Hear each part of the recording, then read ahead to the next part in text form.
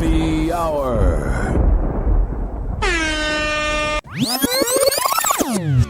And now for something completely different.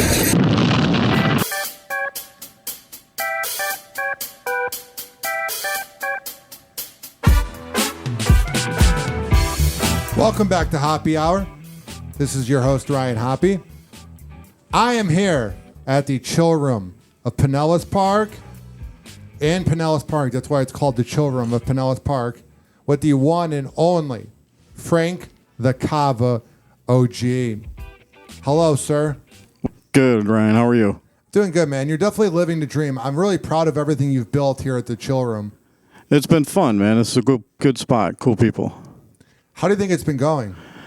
It's growing. It's growing every day. You know, good kava and tea will do that. Good atmosphere, good people.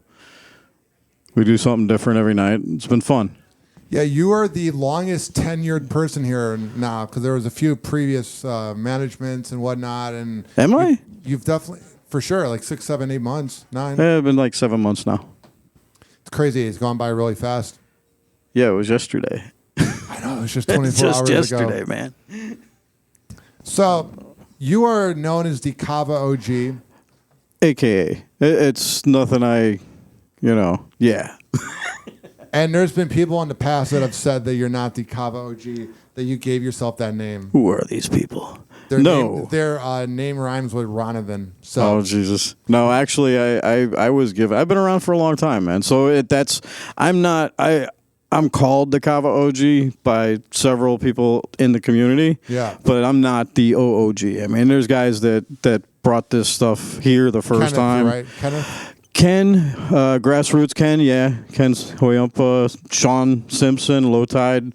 But those were guys like me. They're OGs. But before them, Ken, I guess we consider more the Kava OOG because he was back with the original guy, Jeff and Laurent and the other dudes that really brought it all together with Not Kava.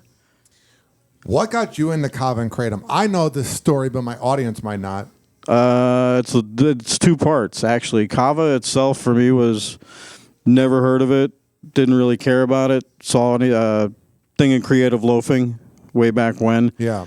And one day I was driving home from work, and I'm on 5th Avenue North, and I see Bula Cafe, and I'm like, what the hell is that? So I stop in. It had been like a really shitty month. I was in sales and stuff, and I just wanted to get drunk, you know. So I thought it was a bar. I pulled in and sat down, and Ken, the guy that owns Grassroots now, is a great guy. I consider him like a brother to me. He's in there, and I walk in, and I'm like, man, what's this Kava stuff? And he's like, oh, go outside, talk to him. So I'm like, all right. So I go outside, and there's this dread-headed 18-year-old kid sitting behind a freaking tiki bar, you know. And I'm like, dude, what's Kava? And he tells me, he's like, man, it's going to chill you out. It's going to relax you. It's like an alternative to alcohol.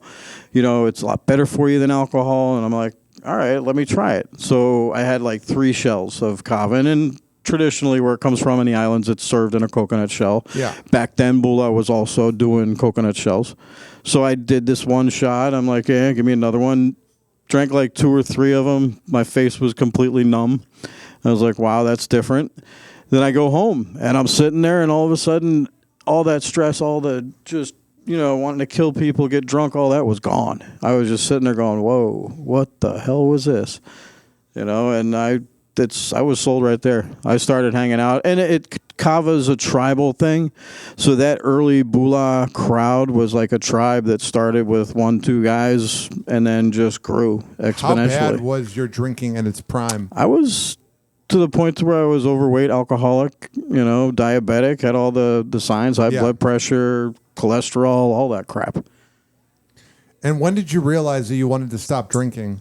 That day I had the shell. Yeah, it was well. I knew it was. I knew it was coming because alcoholism runs in the family, and I just had a baby daughter in 2004, and this was right around, she was like 4 or 5, I think, at the time, and it was just my dad checked out at 52 years old because of alcohol, so I knew I was headed down that same path, and for me it was, I got to do something, and all of a sudden this whole community presented itself. Kava, people sitting around just talking just like you would be at a regular sports bar, talking everything, all kinds of different people, super, super diverse community, everybody from, landscape kids on up to multi-million-dollar guys working at Raymond James, all sitting at this little tiki bar with no air conditioner, drinking water that tastes like dirt and having a great time. I was like, fuck this, why would I want to drink? I would rather do that than drink. And that was naturally what happened. I just lost craving because I knew if I drank alcohol, it wasn't good to drink Kava. And I wanted to drink Kava more. I wanted to be a part of that community. The alcohol community was nothing. I was lucky never to get a DUI, but a lot of my friends did. It was bad. You make bad decisions, Yeah, I drink occasionally still, but I haven't been drunk since September. And I was actually in the parking lot of the chill room. And I was throwing up after having some nachos because the previous management used to make nachos, which I think you should make nachos. We've got cheese. And I was throwing up, and I went, I can't do this anymore. I can't. It just was a breaking point. There's a radio DJ in Chicago named Steve Dahl, who's like one of the original shock jocks, and he drank in the 70s and 80s and early 90s, and that's pretty much when he was funny. It was when he was doing cocaine and drinking. And there's an article about him quitting drinking, and he said that he turned 40 and he just felt like he got old. Yeah, I understand. It's funny too because now I'm managing and building Kava bars and stuff like that. I spent 25 years in corporate America, around alcohol, where alcohol was glorified. We'd had events centered around, keggers. There'd be like Beer 30 on Fridays outside where people could sit. So it was like, that was the path for everybody. I had some of the most fun nights being drunk, but I also made a lot of dumb decisions being drunk. So it's literally a 50-50. Like when I lived in Cleveland and I worked on a Cleveland radio show, I don't remember any part of Cleveland. I was drunk the whole time. I don't remember the early part of the 80s. Isn't it frightening when you think about scary. that? It's scary. Out of that entire decade, from 1980 through 2090, I remember 7 out of 10 years. And where were you then? Reno? I was in, Reno, Nevada, New York City. I spent a lot of time in New York, too. You in Reno, I feel like that's trouble. Reno, oh God, yeah, Reno was trouble. It's a great town. What was so troubling about you in Reno? It's a 24-hour town and a lot of shit to get into. What were some of the things you got into? I don't know. What's your name? In the 80s, it was like the Wild West. You had legalized prostitution, gambling, all of that stuff. Is it still legal? Prostitution is. Mustang Ranch still exists. It's the oldest legal brothel, I think, in the United States. Did you ever get a client? Oh, did I? That was the first place I ever got laid. Oh, wow. Yeah. You lost your virginity? I lost my virginity to a prostitute. At the Mustang Ranch. I'm proud to say that. I lost my virginity to a 51-year-old radio listener in Cleveland on the side of not the side of the highway, but she lived right next to the airport. So the airplane was flying over. Was it in the back seat of a car? No, it was in her house. Oh, well, at least you got inside. No, Mustang was an amazing place. I grew up in Mustang, Nevada. When we moved to Nevada, we actually moved to Mustang, which if anybody out there is from the Nevada area, you know that Mustang is like 8 to 10 miles outside of the city in the middle of the desert. Yeah. A dump, and that's about it. How the hell That's the way it used to be back then. It's grown now, but... How the hell did you get to Florida? How did I get to Florida? Yeah, I know you drove, but I'm saying, like, how did you get from Reno to Florida? How did I come back to Florida? Because I grew up in Florida and then moved to Reno and then came back to Florida. What a life. I know. I actually drove back in a budget rent-a-van with all the family belongings, 3 cats, my cousin and my brother all snorting crack the entire way so we could make it in 2 days. Snorting crack? No, crystal meth. What are you, Hunter Biden? Well, it was fear and loathing, man. We had to get from Reno, Nevada to St. Petersburg, Florida in less than 3 days.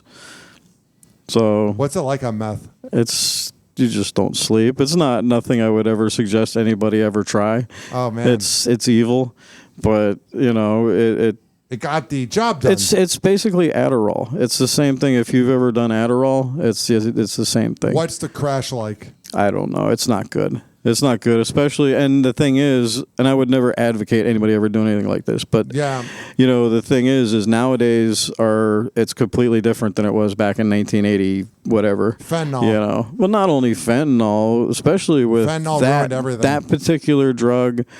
People, it's like the spice thing. You remember the spice thing where they were spraying cannabinoids on like tea leaves and shit, and people were smoking it. Before, and it freaked me out. And the thing about it is, when it first came out, it wasn't really toxic for people. Yeah. But then they started changing laws. Like with the other thing, they started making it harder to get the ingredients that they needed, so they found substitutes. And once they find substitutes, that's where you start getting into the, oh crap, I may die if I do this.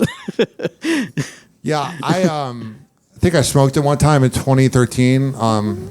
We picked up spice. No, we got spice, weed. Yeah. We got allegedly weed that was laced with it and crack, I believe. Oh, Lord. And I was at an apartment in Chicago, and there was no heat, and it was like January 2013 or 14, and I was shivering in this room. That's miserable. Yeah, it wasn't a good time. Yeah. That's why whenever it gets quote unquote cold here and it goes down to the low temperature of 40 and everybody complains, I'm like, shut up. It's not that bad. Well, people in Florida are spoiled, and that's the thing is being a Floridian, moving out west where you got cold weather, growing up a little bit in the snow and shit, and then coming back to Florida. It's like I don't really. I'd rather take the warm weather or the cold weather. It doesn't matter. It doesn't get. It's not as bad here as it is in some other places. People bitch and complain about, oh, it's just dry heat. It's 105 degrees. Go sit in it for an hour. Dry heat's no fun. What's the biggest difference between humidity and dry heat?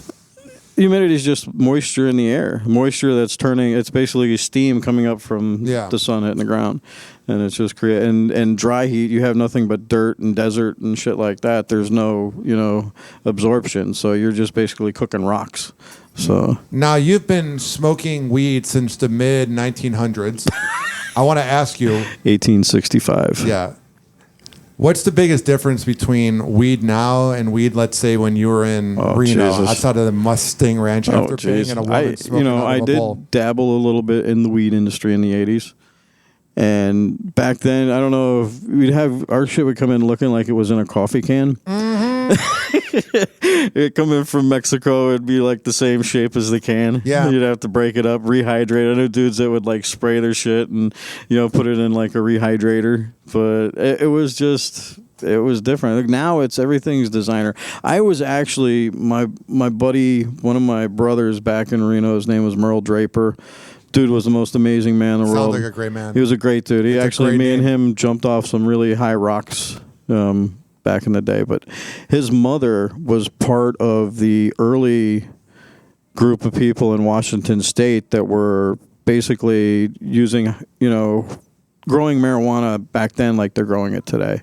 She had grow rooms. It was all hydroponic. Everything was done, it had 9th, 10th generation indicas. It was insane. And I got introduced to that really early in the 80s and realized that, oh shit, this is an amazing plant. Indica's my favorite. Indica's my favorite as well. I hate... But now you got hybrids. You got sativas. You got...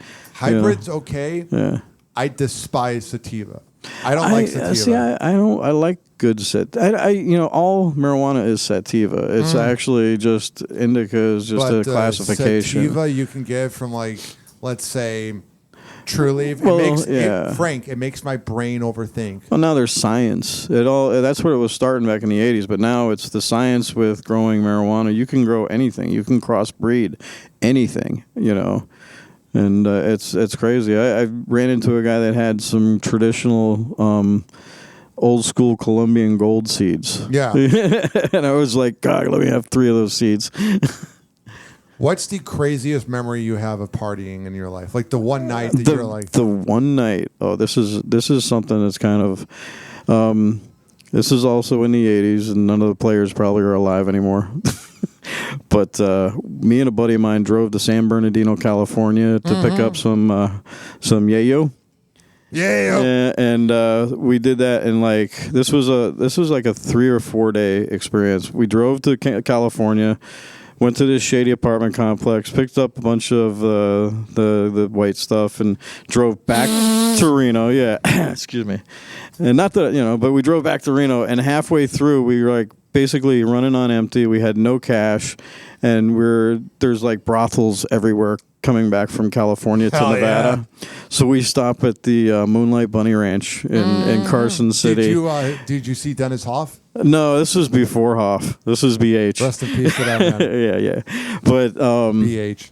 We go in, and all we had was this stuff. We didn't have any cash. So we're like, dude, we want to get later. We want to get money for gas. And I'm like, well, we're going to do both. So we go, and this is like 3 a.m, and there's 7 or 8 girls that are there. And when you walk into a brothel in Nevada, are they hot? Most of them, yeah, most of them. But they got something for everybody. But the thing is, the minute you walk through the gate, all the girls line up. As soon as you walk in, you can pick, a girl. You can go chill at the bar. So we go in, the girls line up, and we're like, we just want to sit and talk. So we sit, and I get this big, tall, black chick, just fucking sexy as hell. And I'm like, hey. Amazon woman type? Oh, dude, yeah, this crazy. It was rock crazy. Your world. Yeah. And I'm like, hey, I don't have any money, but I got this, and, let's go back to the room and talk. So we go back to her room, and I ended up giving her, I don't know, a couple of grams. No, she gave me head. But I gave her a couple of grams, but I was, she was sexy, and all she was in it was for the drugs. She didn't love me. Of course she didn't love you. That's what your wife is for. Let's say the whole encounter lasted about, I'm gonna be generous, 7 minutes.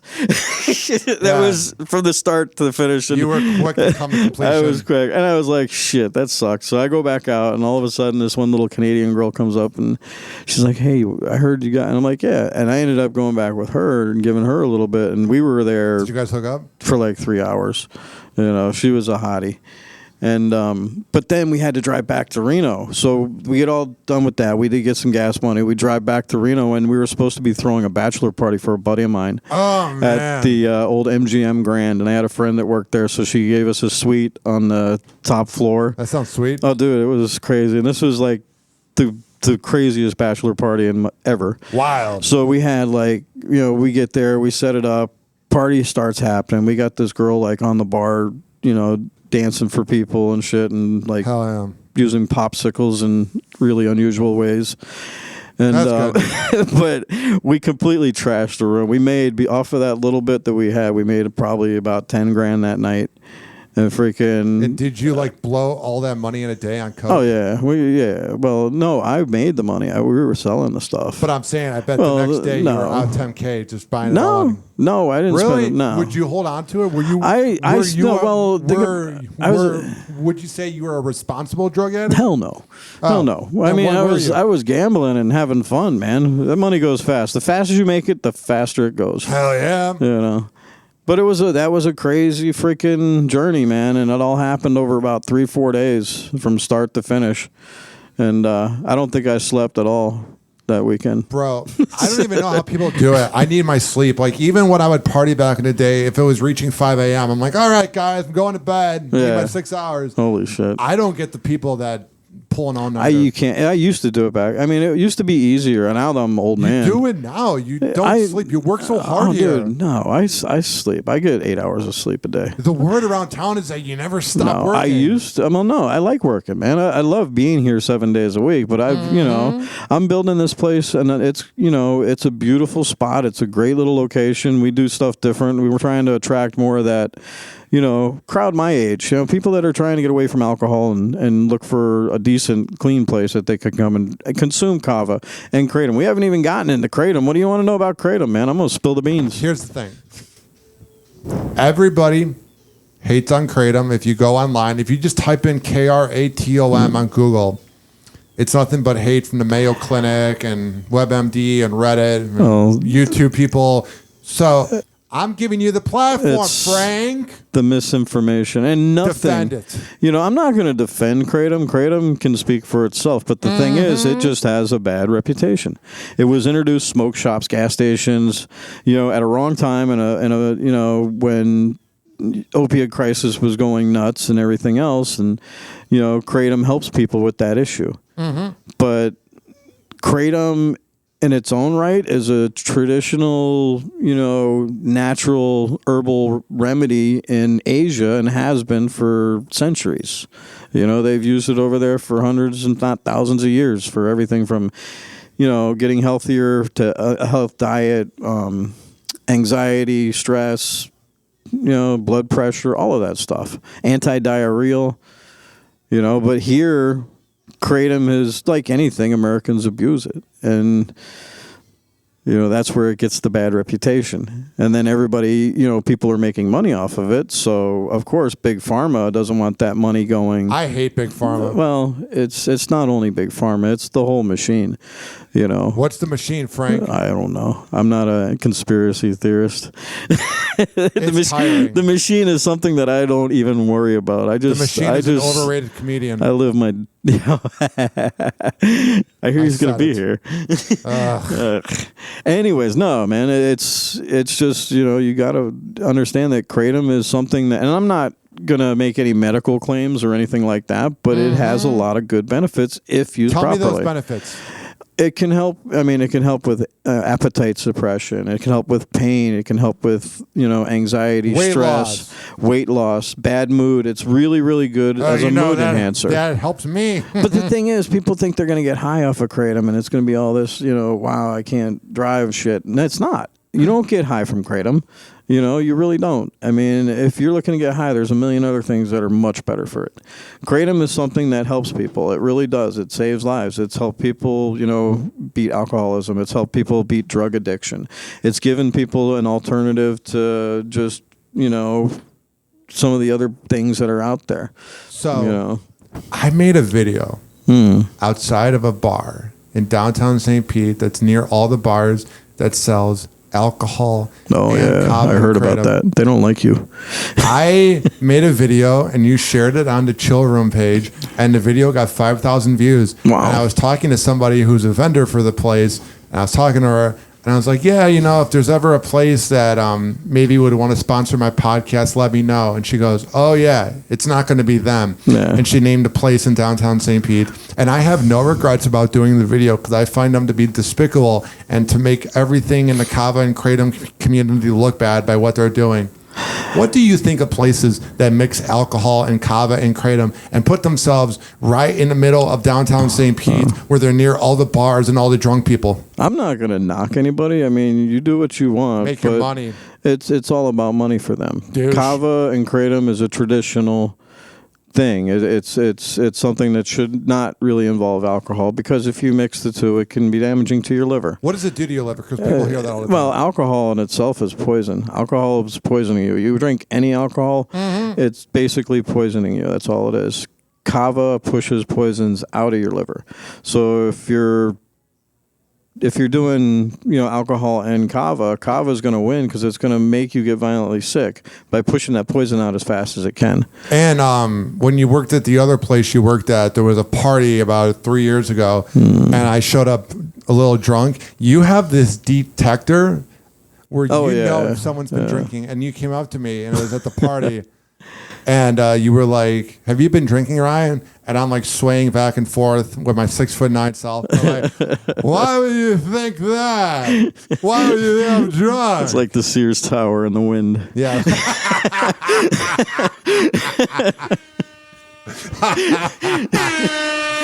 Ah, it's funny. I'm like the tilting tower. Yeah, right. You have that detector. The leaning tower, Hoppe. I've always been able to detect people. I grew up in a family of alcoholics. Yeah, that sucks. That's not. It skipped a generation for me. My dad was a dry drunk, but my grandma and grandpa partied hard. After World War II, they're like, fuck it, let's party. Yeah, my family was just all traditional 1950s, 1960s, Northeastern alcoholics. Yeah. Jersey, New York, all that, type of places where it's all they had to do. Now, I had Sal on my podcast. I know him. That's a good kid. He promoted it, and I got a lot of listens. I used to have co-hosts that wouldn't even promote my show, but now I literally have Sal on my show, and it's crazy what happens when you promote things, how the listens go up. You are second cousins with Sal, correct? Yeah. Second What's cousins. your relationship been like with him over the years? I love him, man. I've known him since he was a baby. I mean, we were both born on the same day, August 1st. I forgot about that. Several years apart. 10 years. Something like that. 100. Something like that. But Sal's a great kid, man. He's smart. He's got a good head on his shoulders. He just wants to help people, and, he'd give a shirt off his back to a stranger in the street if they needed it. Frank, how much sleep do you get per night? Anywhere between 7 and 8 hours. It's funny. Everyone acts like you don't sleep. Solid sleep. That's great sleep. Everyone acts like you never sleep. It's really weird. There's always the chatter amongst the community. All he does is brew his own kava. All he does is this. I don't listen to any of that. That's the thing is people. There's a lot of chatter though. There's a ton. If you get into something like this and you ever try to open a bar or a business or anything, you have to be present. You have to be there. It's not like you have to be there 24/7, but you need to be there. And everybody's an expert. I've been doing it long enough to where I know how to schedule my crap out. And eventually, brewing is a special thing to me, so I love to do it. What is so special? Because I try to tell people, whenever people bring this up, why is he the one that brews it? I want to tell you, Frank. I want to tell you right now, the whole audience, how I view radio and podcasting, how passionate I am about it, is how passionate. You might be more passionate about Kava and Kratom than I am about my passion. And I feel like people don't realize sometimes that's your, I don't want to say your life because you got your family and your friends and the Dolphins, but that is your blood, bro.